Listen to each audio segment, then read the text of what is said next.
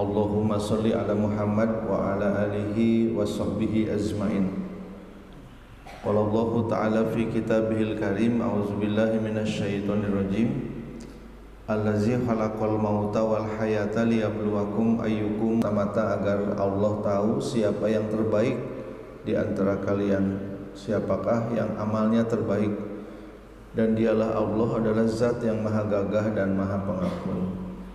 Bapak-bapak dan ibu-ibu sekalian, setiap hari lahir 385.000 bayi di seluruh dunia.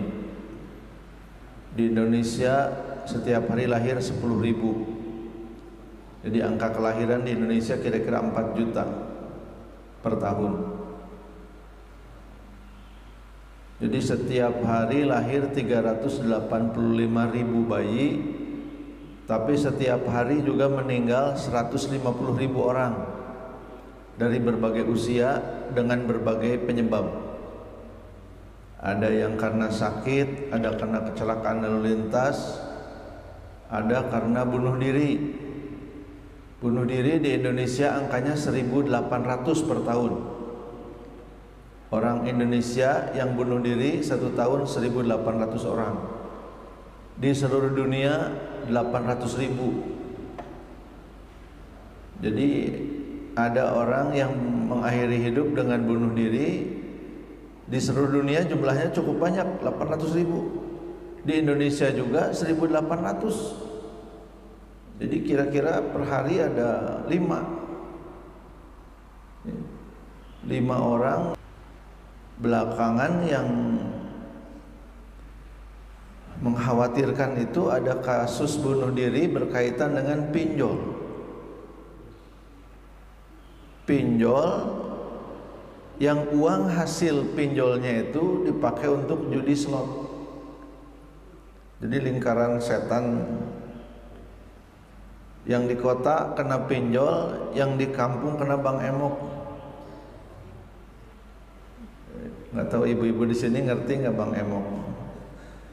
Kalau di lembur bang emok, karena yang datangnya ke dapur sambil emok begitu transaksinya.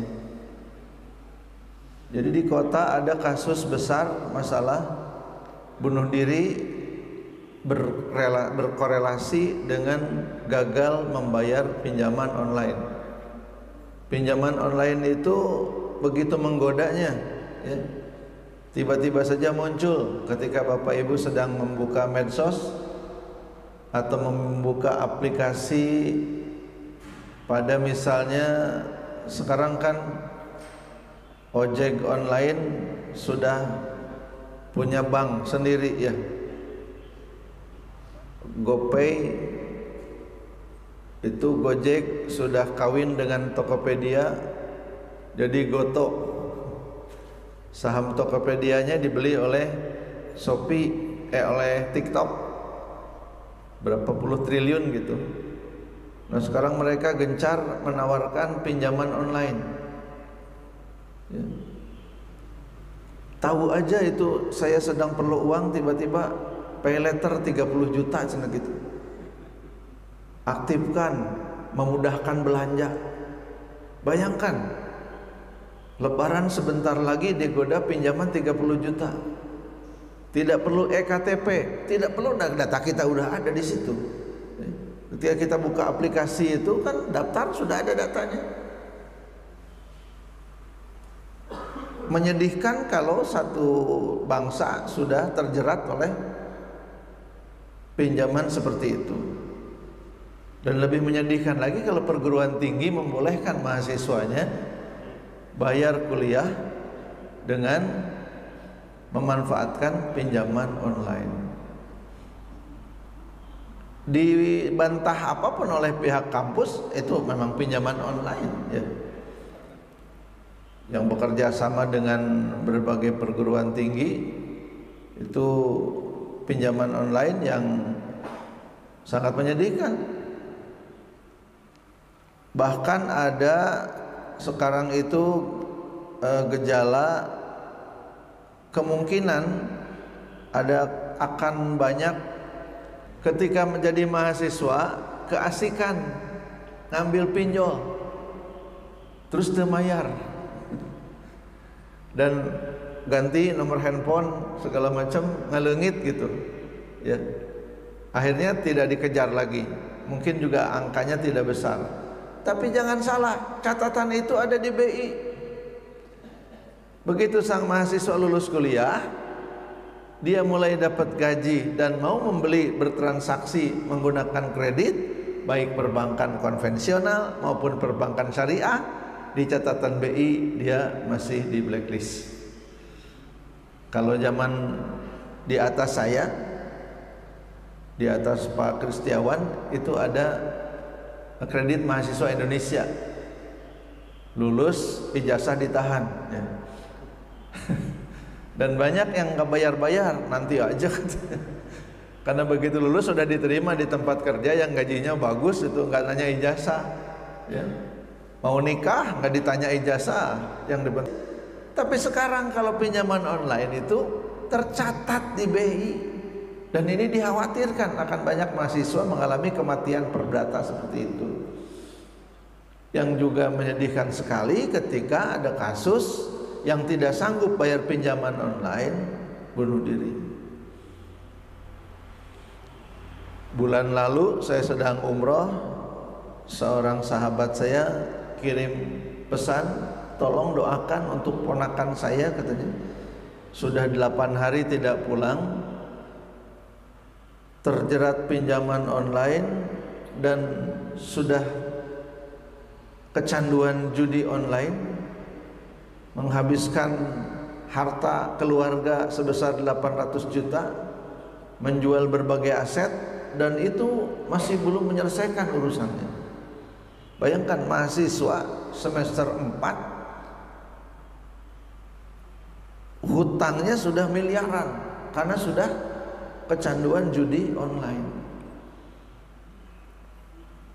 Dan miris juga, angka pinjol di Bandung itu dinominasi oleh guru. Data di kota Bandung, pinjol didominasi oleh guru. Sudah saya sampaikan ke beberapa pihak agar dilakukan upaya mitigasi, jangan sampai ini jadi bencana. Kasihan para guru di kelas ngajarnya nggak akan tenang ya, kalau dikejar-kejar tagihan pinjaman online. Dan biasanya kalau pinjaman online itu, kalau sudah sukses satu, yang lain juga ditawarin. Jadi bayangkan Pak, kalau satu pinjol bisa 10 juta, kalau sampai 50 juta, mengerikan. Mudah-mudahan kita semua terbebas dari hal yang demikian. Beritahu anak-anak jangan mudah tergiur untuk mengakses aplikasi semacam pinjaman online. Bapak dan Ibu yang terhormat, Allah menciptakan kematian dan kehidupan semata-mata agar Allah tahu siapa yang amalnya paling baik. Dan kita itu hidup di dunia kan sebentar ya. Di tengah-tengah ketidakpastian ada yang pasti. Apa yang pasti? Bakal mati. Dunia katanya penuh ketidakpastian, penuh gejolak, perubahan-perubahan cepat. Tapi ada yang pasti, kita bakal mati dan tidak bisa menolak kematian.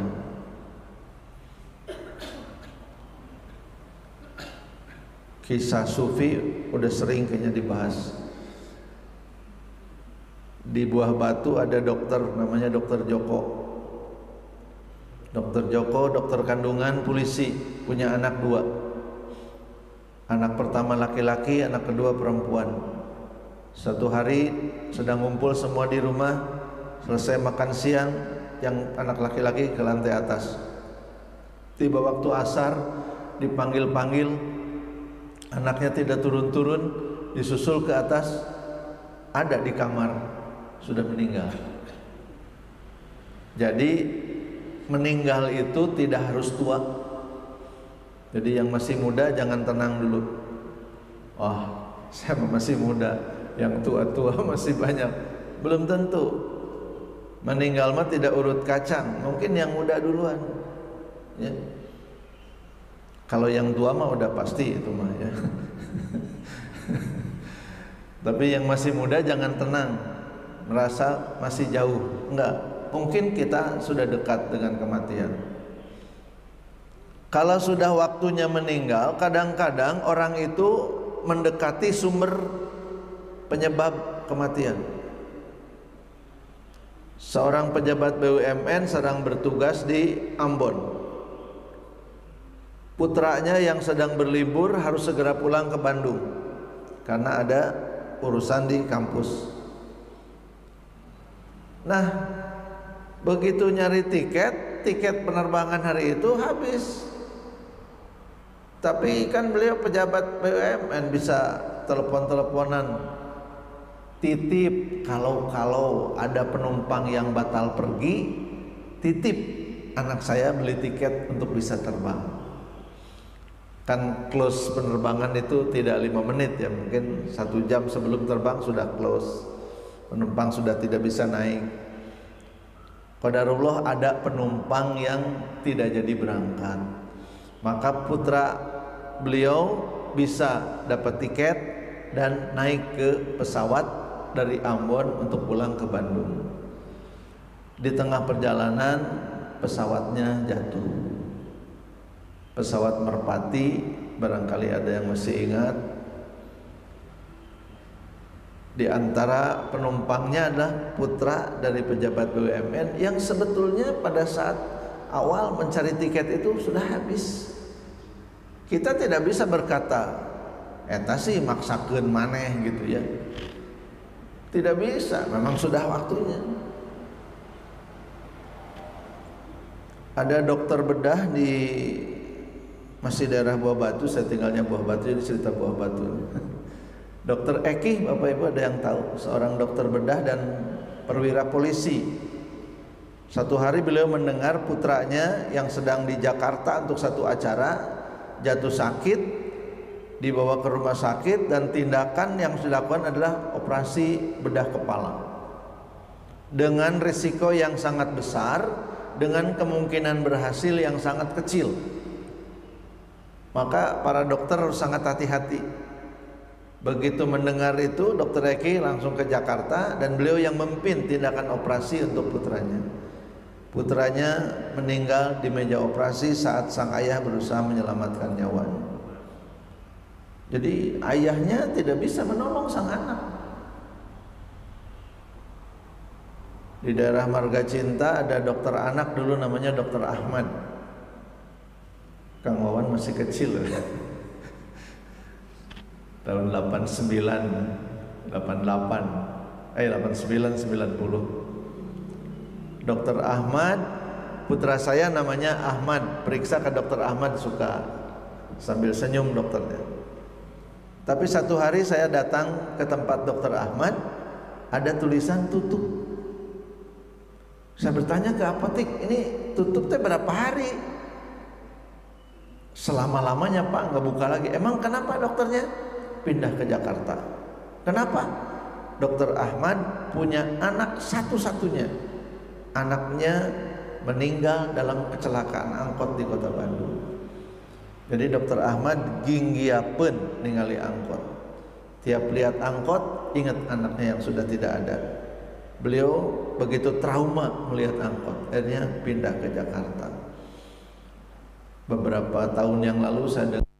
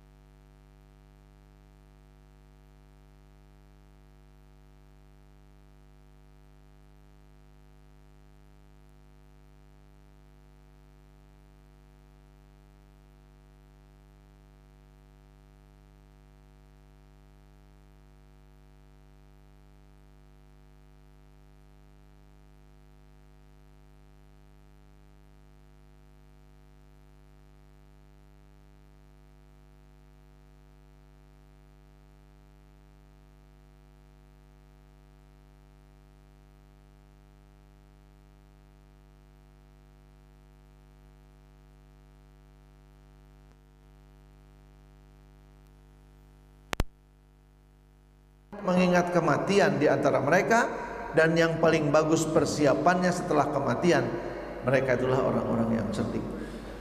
Jadi Bapak Ibu, kalau mati tidak bisa ditawar.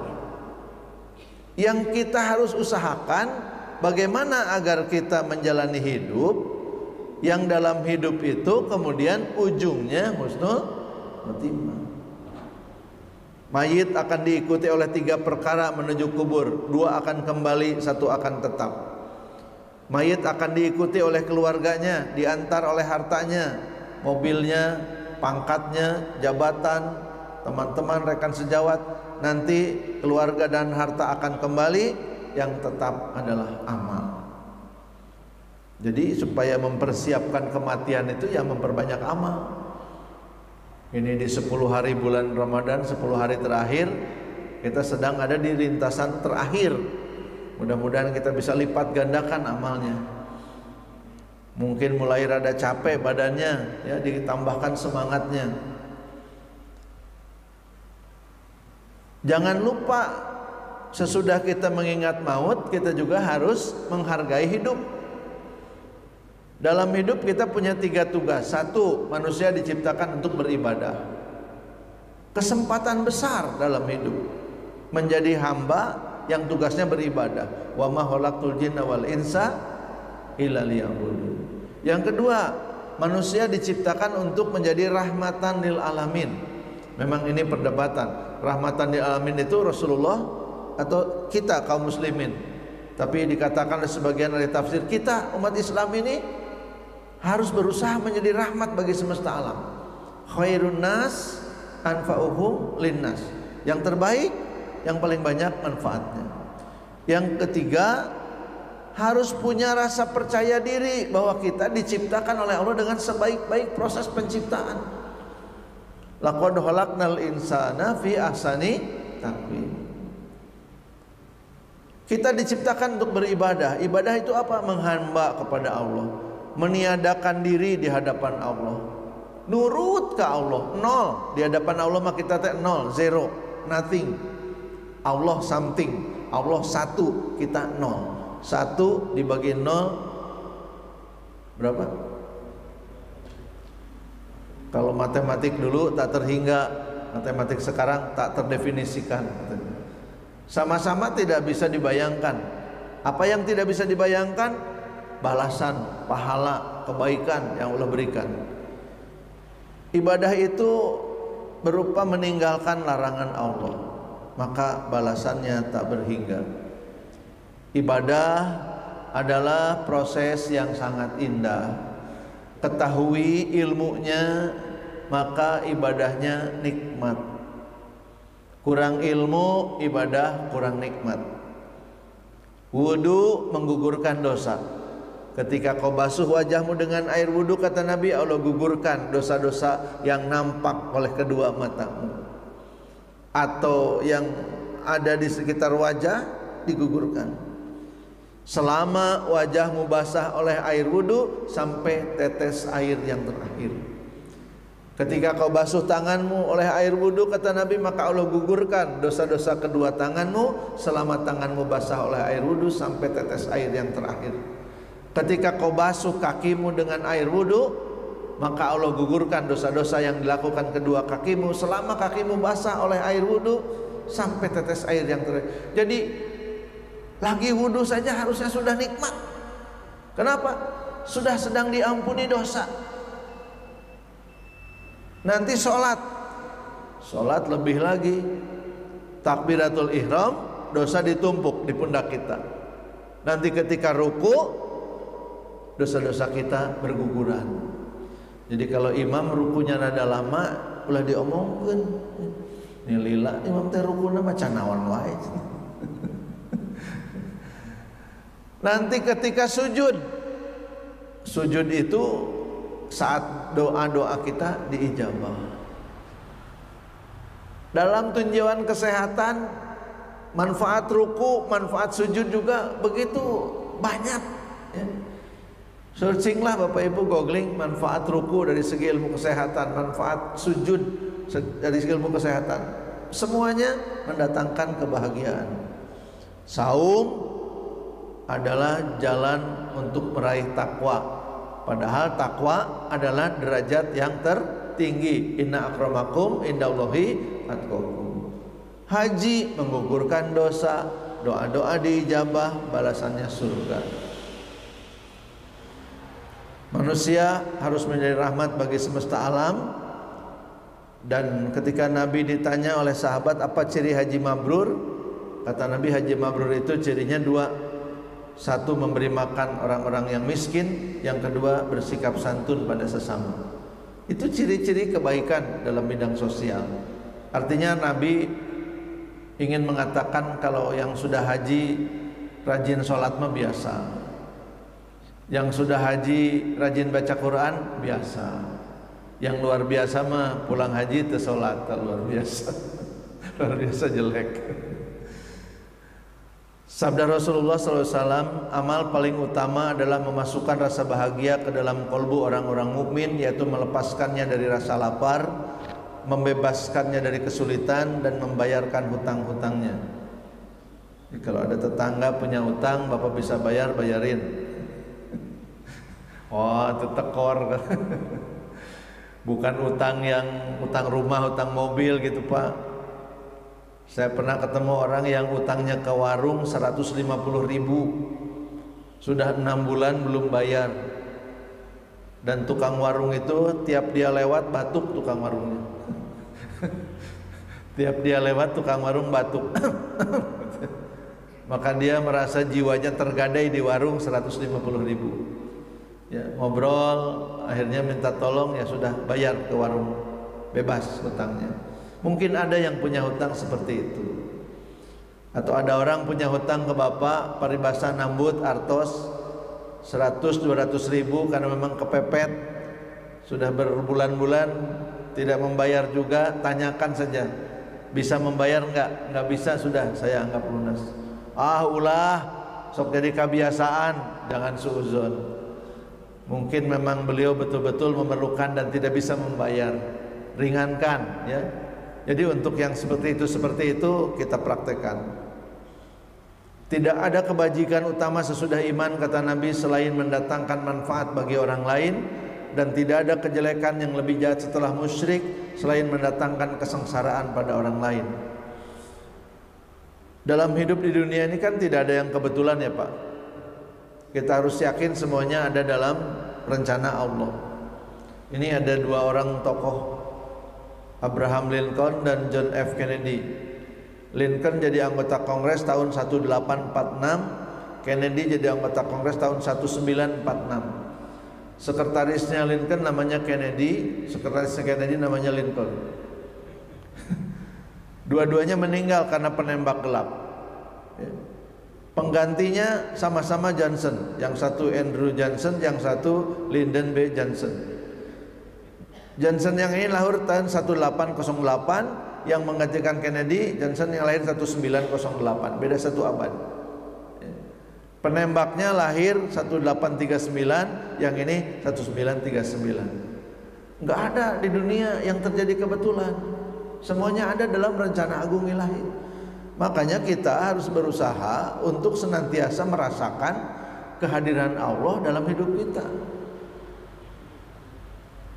Kata Murakami, tidak mungkin manusia hidup hanya bersandar pada usaha secara sadar. Murakami ini semula tidak percaya Tuhan. Dia hanya percaya kepada ilmu. Tapi ketika dia mempelajari sistem biokimia tubuh manusia, dia berkata, tidak mungkin manusia hidup hanya bersandar pada usaha secara sadar. Seluruh fungsi vital manusia termasuk pernafasan, peredaran darah diatur oleh cara kerja hormon dan sistem saraf yang otomatis tanpa ada upaya khusus maupun campur tangan kita. Bapak menyimpan memori, kita tidak usah gimana nyimpan memori tadi paling mana. Di bagian otak yang mana memori sakit? Di bagian otak yang mana memori senang? Di bagian otak yang mana rasa manis, asin, pedas? Ya. Karenanya kata Murakami, pasti ada sesuatu yang agung, yaitu Tuhan di balik itu semua. Saya belum mendengar Murakami masuk Islam, tapi dia mulai mengakui adanya Tuhan.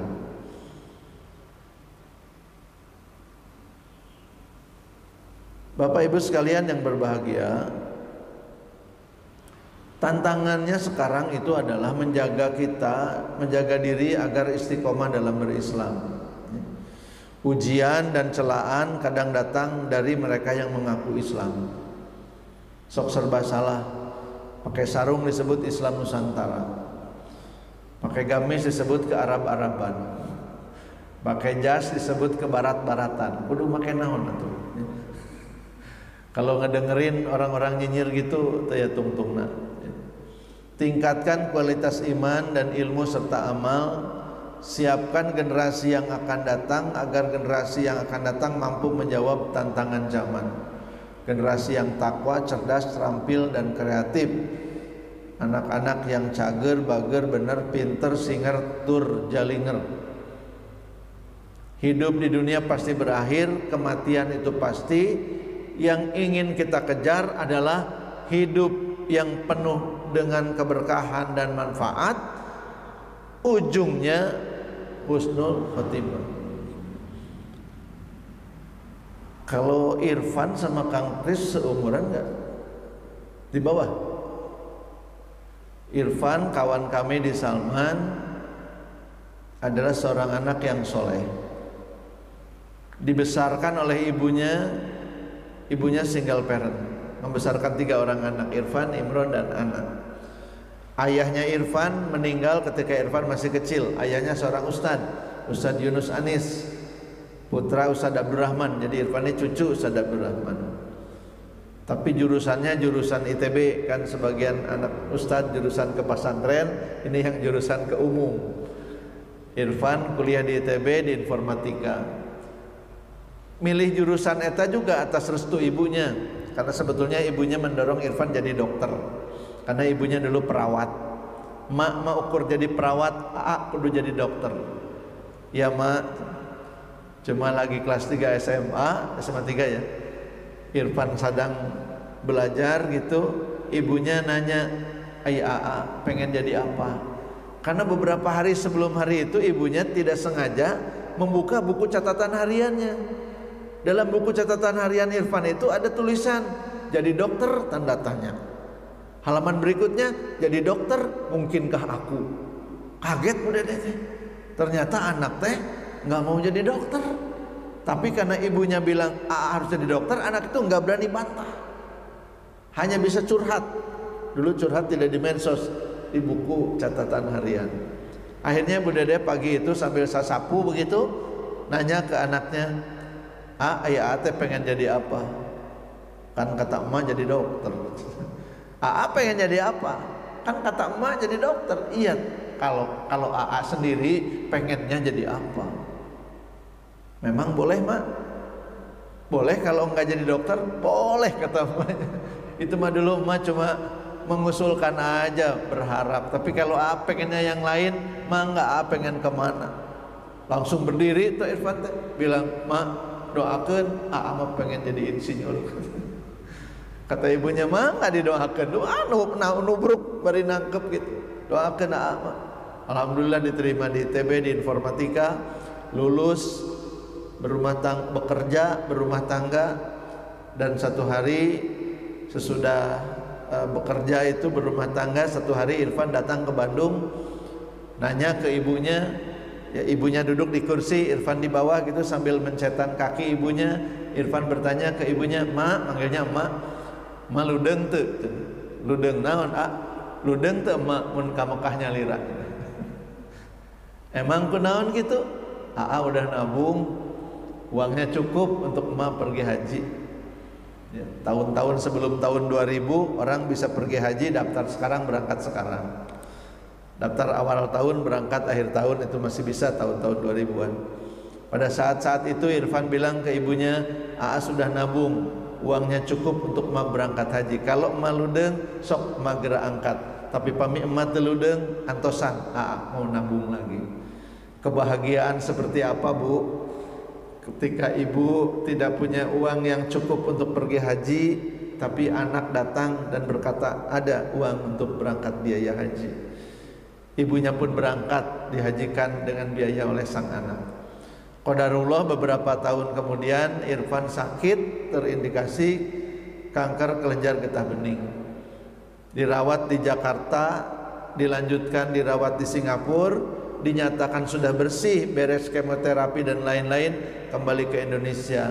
Tapi beberapa tahun kemudian ketika lebaran bertepatan dengan Natal, lebarannya 25 Desember, Irfan ambruk oleh ibu dan keluarganya, dibawa ke Jakarta. Di Jakarta dikatakan bawa lagi ke Singapura. Bagaimana susahnya nyari tiket penerbangan Jakarta Singapura di akhir tahun ketika lebaran bertepatan dengan Natal. Tapi semua ditempuh, dibawa ke Singapura. Di Singapura pengobatannya berjalan berbulan-bulan. Kata Bu Dede, sampai apal jalan-jalan kecil di Singapura, nunggu si AA berbulan-bulan berobat di sana. Satu hari dokter memanggil Bu Dede, memanggil istrinya Irfan. Kondisi Irfan memburuk. Ibu Dede tahu tanda-tandanya dan kemudian Bu Dede mengambil jalan yang terbaik, menggenggam tangan anaknya, membisikkan di telinga anaknya kalimat la ilaha illallah. Jadi kalau ada orang sakaratul maut itu bimbing sakaratul maut, bimbing kalimat la ilaha illallah, bisikan ke telinganya. Kata Bu Dede, Irfan itu selalu merespon kalau ibunya bilang la ilaha illallah, Irfan juga mengucapkan la ilaha illallah. Terus begitu. Entah pada la ilaha illallah yang keberapa, kata Bu Dede, pegangan tangan anak saya lepas. Pada saat itu saya tahu anak saya sudah tidak ada. Kehidupan lebih indah dari mana lagi, dan lebih indah seperti apa dari kehidupan seorang anak yang ketika hidup berbakti pada orang tua, membahagiakan orang tua, dan ketika wafat sang anak ada dalam genggaman tangan ibunya, dan sang ibu menyaksikan putra tercinta wafat dengan mengucapkan kalimat la ilaha illallah. Saya sempurnakan ceritanya dengan kisah sang adik yang namanya Imron. Imron juga anak yang soleh, sayang pada ibu dan juga mengurus keluarga dengan baik. Satu malam Imron sedang sholat malam dengan istrinya, merasa dadanya sakit, tidak nyaman. Kata istrinya, ayo kita ke rumah sakit. Jam 3 pagi, kata Imron, bentar, belum witir. Jadi Imron menyelesaikan sholat tahajudnya dengan witir 3 rakaat. Beres witir, ayo neng ke rumah sakit. Berangkat mereka ke rumah sakit, istrinya yang nyetir. Sampai di rumah sakit, di UGD, istrinya manggil petugas. Ketika petugas memeriksa, Imron sudah tidak ada. Kematian lebih indah yang seperti apa lagi yang bisa kita bayangkan selain ketika hidup jadi anak yang soleh, ngurus keluarga dengan baik, sayang kepada istri, sayang kepada anak. Dan kemudian ketika wafat, istrinya bersaksi, suami saya sebelum meninggal menyelesaikan sholat tahajudnya dan diantarkan ke rumah sakit. Di rumah sakit dinyatakan sudah tidak ada. Hidup pasti berakhir, kematian pasti akan datang, tidak bisa ditolak. Yang bisa kita lakukan adalah bagaimana berusaha agar hidup di dunia ini penuh kemuliaan dan wafatnya husnul khotimah. Bapak Ibu sekalian, demikian yang dapat disampaikan. Barangkali ada pertanyaan, mangga.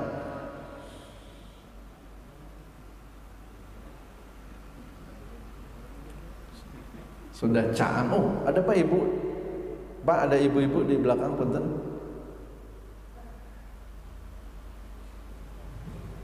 Jangan yang susah-susah ya, Bu. Terima kasih. Assalamualaikum warahmatullahi wabarakatuh. Waalaikumsalam. Pak Ustaz tadi menceritakan langsung mengenai dokter kemudian langsung meninggal. Ini pengalaman saya juga, Pak. Waktu suami saya langsung sakit yang langsung sudah ketahuan diabetes dengan hipertensi. Tapi ternyata Pak setelah langsung berobat akhirnya divonis langsung kanker dan memang sudah menyebar. Itu suami saya sekarang sudah 7 tahun akhirnya. Kemudian anak saya Pak itu juga langsung dia radiologi gitu Pak. Kemudian langsung berobat. Kemudian berobatnya memang tidak mentas dan dia sudah tahu bahwa penyakitnya seperti itu dan sudah tidak bisa diobati. Akhirnya juga langsung menyebar kanker. Jadi cerita-cerita Bapak yang tadi. Kemudian yang saya tanyakan Pak mengenai langsung doa di akhir sujud, apakah boleh dengan langsung bahasa sendiri atau memang harus sholat tetap bacaan-bacaan sholat dan berdoanya nanti di luar sholat gitu. Ya. Kemudian yang keduanya mengenai surat Al-Mulk, apakah ini harus dibaca sebelum tidur atau bisa juga langsung dibaca siang hari gitu, karena langsung tiap hari membaca langsung surat Al-Mulk. Itu saja mungkin Pak. Terima kasih. Wassalamualaikum warahmatullahi wabarakatuh. Waalaikumsalam warahmatullahi wabarakatuh. Semoga suami tercinta, anak tercinta ada di alam barzah penuh dengan kebahagiaan. Semoga sakit beliau menggugurkan dosa-dosanya dan juga dibersihkan sehingga kemudian iman Islamnya diterima dan sekarang mendapat kebahagiaan.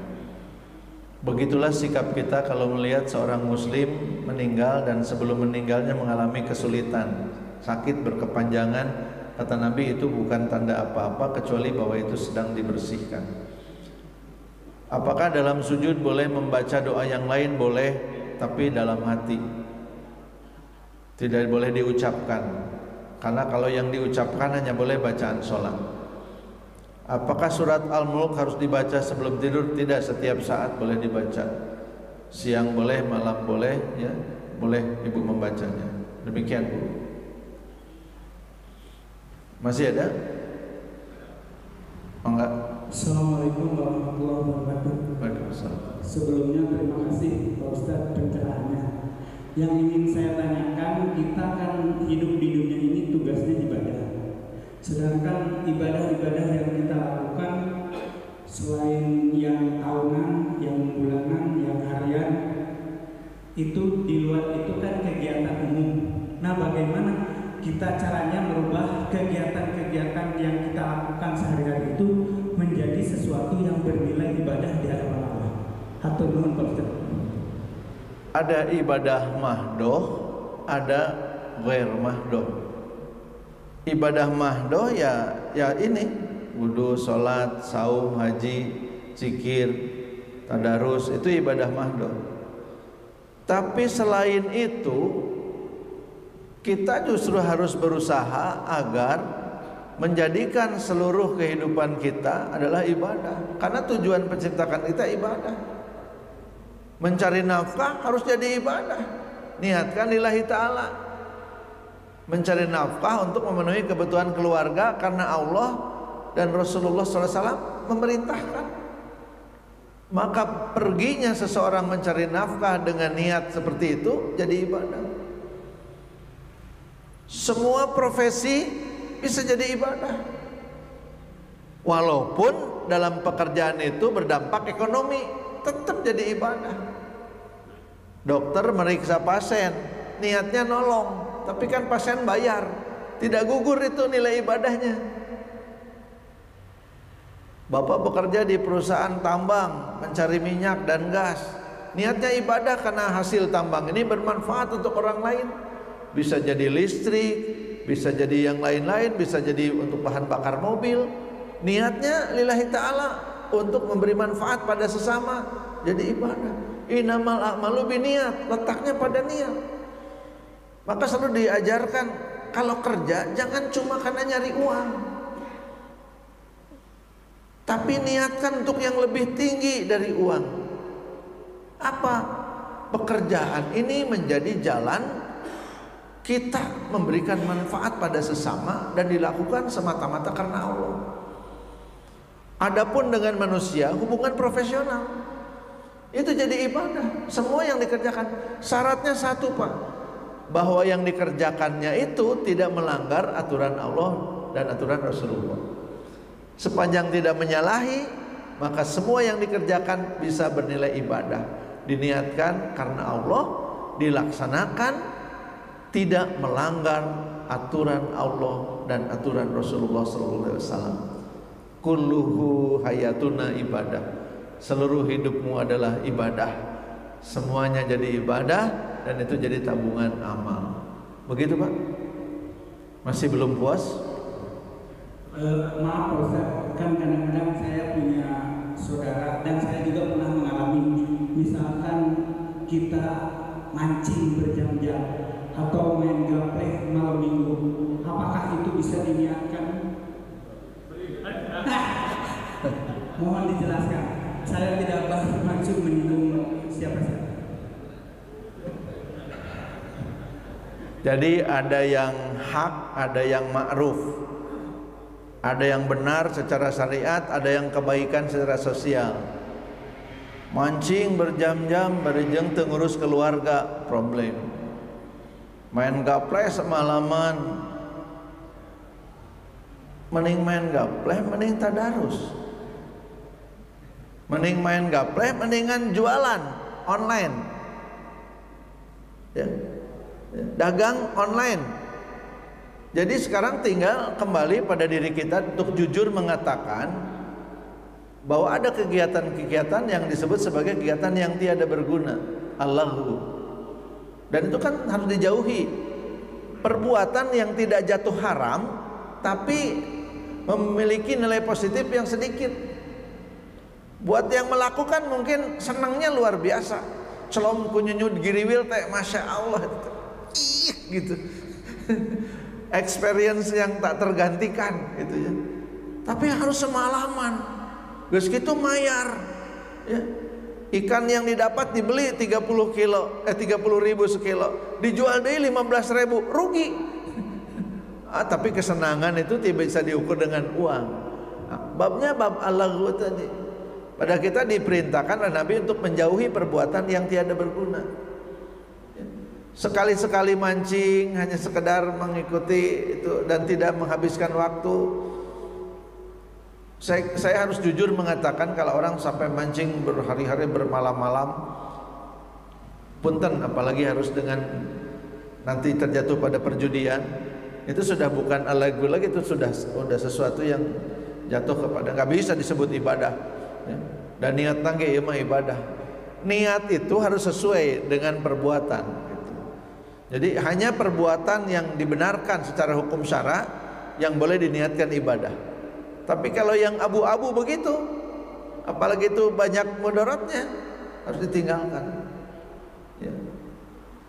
Gapleh ge bari wiridan, bismillah, subhanallah, Allahu akbar. Itu bias ya. Jujur saja mengatakan menurut saya itu perbuatan yang tidak berguna. Catur boleh, oh itu mah olahraga. Tapi saya menyaksikan Pak orang catur dari pagi sampai sore teu makan teu salat. Saya lihat dulu pernah di depan kantor saya ada orang yang dari pagi itu kuat itu sampai sore. Sampai saya mau pulang kerja masih nongkrong di situ. Lawannya genti-genti, dia tidak beranjak di situ aja. Kopi dikirim, rokok, makanan enggak perlu, yang penting main catur. Coba bayangkan. Dari pagi sampai sore, bisa dari jam 9 sampai jam 5. Sila ini di pinggir jalan tuh. Saya menyaksikan, bilang si bapak itu cangkat-cangkat. Memang gitu pegawaian apa aja. Tiap hari dari pagi sampai sore kerjanya catur. Lawannya genti-genti, dia mah tidak teu salat, henteu. Apalagi kalau kemudian melalaikan ibadah. Urusan kita teh banyak, Pak. Masalah kita di dunia ini begitu banyak. Dan itu memerlukan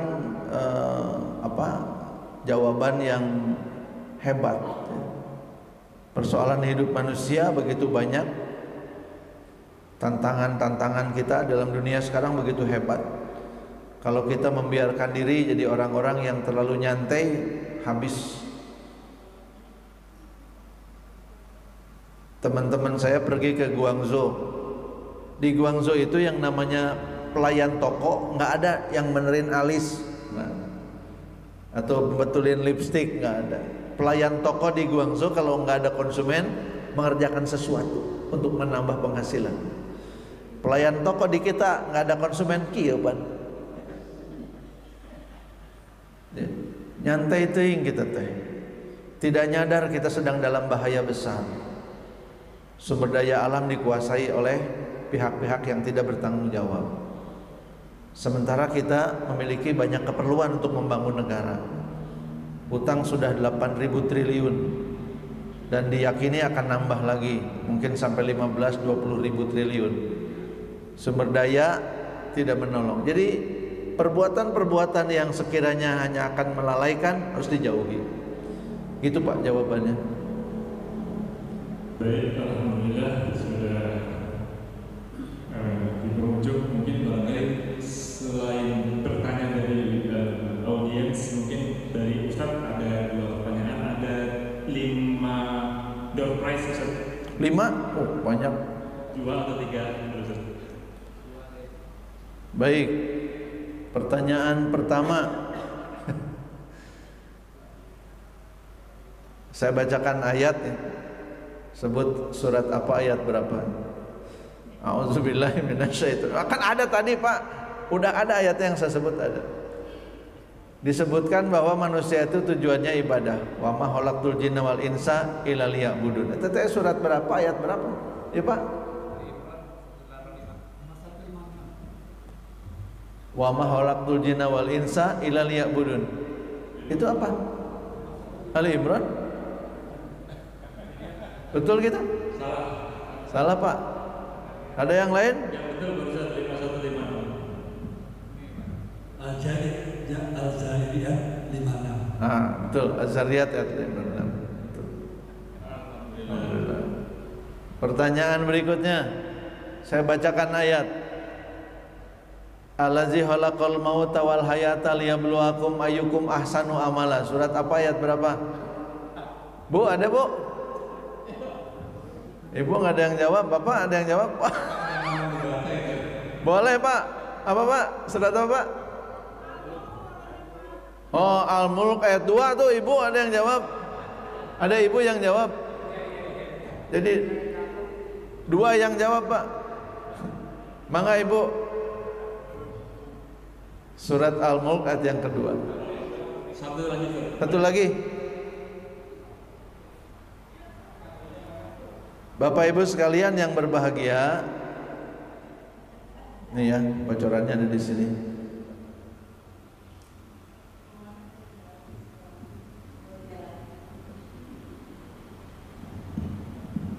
Tiga perkara mengantar kita ke kuburan. Apa aja?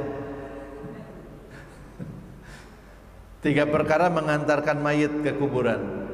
2 kembali, 1 tetap. Apa Pak?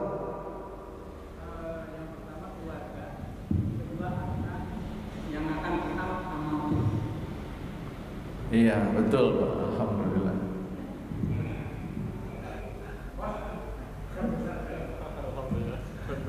Baik. Alhamdulillah, terima kasih Bapak Ibu sekalian yang berbahagia. Mudah-mudahan bermanfaat apa yang disampaikan. Bila ada yang kurang berkenan, mohon maaf. Mari kita tutup dengan membaca doa sejenak.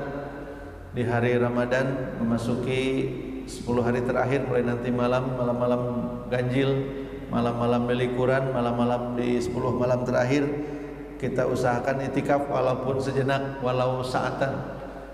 Masuk ke masjid 2 jam, 3 jam, balik lagi ke rumah, masuk itikaf meskipun tidak sempurna. Niatkan itikaf, bawa mushaf, bawa buku, dibaca, dinikmati. A'udzubillahi minasyaitonirrajim. Bismillahirrahmanirrahim. Alhamdulillahirabbil alamin, hamdan na'imin, hamdan syakirin, hamdan yuafi ni'amah wa yukafi mazidah. Ya Rabbana lakal hamdu kama yanbaghi li jalali wajhikal karimi wa azimi sultanik. Allahumma salli ala Muhammad wa ala alihi wa sahbihi azmain. Allahumma ya Rabbana zalamna anfusana wa illam taghfir lana wa tarhamna lanakunanna minal khasirin. Allahumma a'inna ala zikrika wa syukrika wa husna ibadatika. Allahumma inna nas'aluka ilman nafi'an wa rizqan thayyiban wa amalan mutaqabbalan. Rabbana atina fid dunya hasanah wa fil akhirati hasanah wa qina azabannar wa adkhilnal jannata ma'al abrar ya aziz ya ghaffar ya rabbal alamin. Subhana rabbika rabbil izzati amma yasifun wa salamun alal mursalin walhamdulillahi rabbil alamin. Assalamualaikum warahmatullahi wabarakatuh.